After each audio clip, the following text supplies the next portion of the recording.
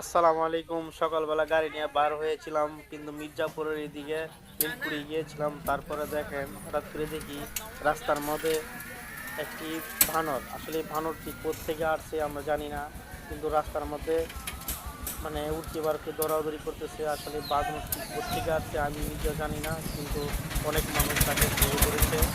তবে তাকে কিন্তু খাবার দিতে হলে সেই কিন্তু কামড় দিতে আসে, কিন্তু এটা কোত্থেকে যে আসছে জানি না।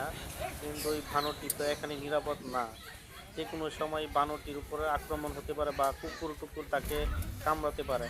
কিন্তু সে একটা মানে আমার মনে হয় বানরটি পুরুষ পুরুষ মানে পুরুষ বানর। এটা কোত্থেকে যে আসছে এত সকালবেলা, প্রায় সময় আপনার 7টা এরকম মনে হয় বাজে। এই এটা কোত্থেকে যে আসে এই বানর, মাঝে মাঝে আমাদের এদিকে দেখতে পাই যে বানর কীরকম অবস্থা। আসলে বানরটি মানুষ দেখলে তো ভয় পায়, আবার মাঝে মাঝে খাবার খাবার দিলে মনে হয় যে কামড় কামড় মারবে। ভিডিওটা বেশি করে শেয়ার দিবেন।